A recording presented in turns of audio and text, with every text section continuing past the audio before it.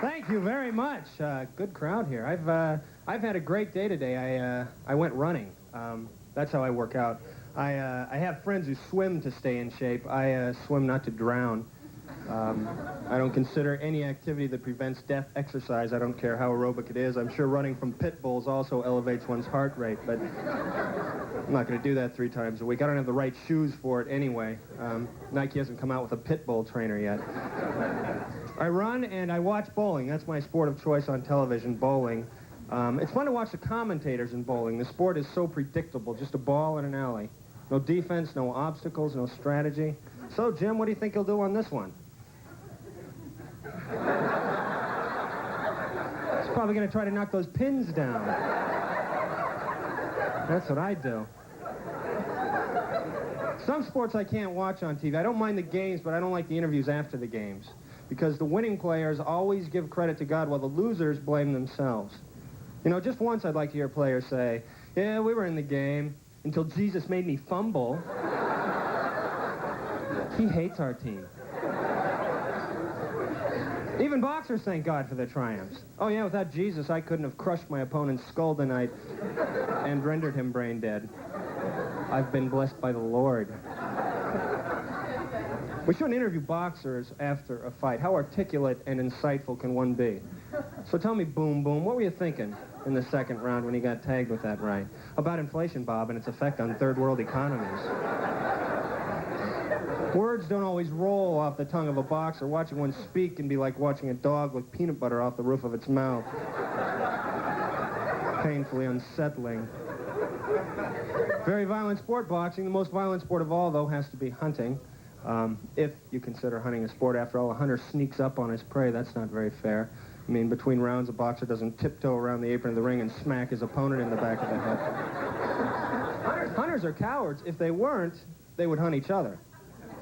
That would be a sport. Yeah, look at the big fat one I got over by the tavern. He was wearing an orange hat. I couldn't miss him. What can I tell you about myself? I'm not married. I date. That's hard enough. Dating. It's work, dating. You make that phone call, maybe send flowers, go to dinner, catch a movie. It'd be so much easier if we could just swim upstream.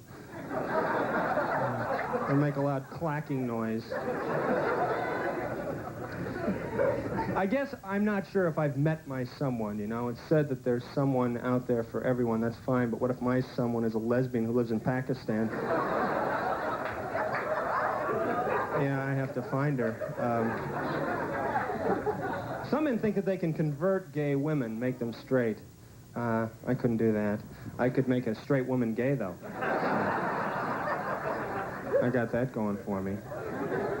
Church programs, though, on Sunday. You know the ones where the minister has always spoken with the Lord the night before? Yeah, poor Jesus. First he's crucified, then he has to spend his Saturdays with Jerry Falwell. When will the suffering end?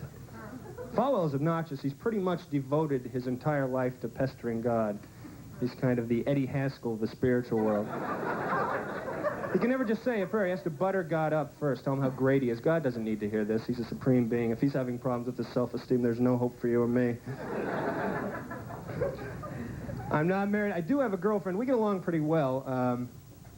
When we fight now, we always have the same fight. She accuses me of being a know-it-all, and I tell her she's wrong. End of argument. That's the only way I can win. She has a better grasp of the language than I. There are no synonyms in her vocabulary or any woman's vocabulary. Every word has its own shade of meaning.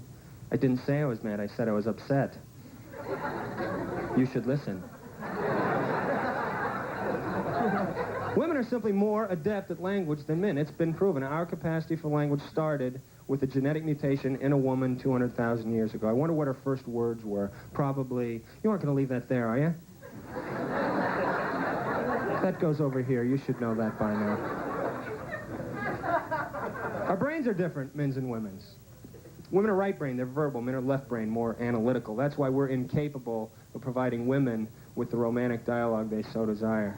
Women should have teleprompters mounted on their foreheads. That way we could read whatever they wanted us to say and still almost make eye contact and appear sincere.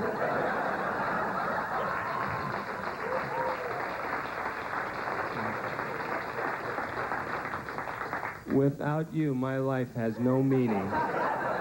I am like a bee without a flower. I'm sorry I don't speak French. Thank you very much.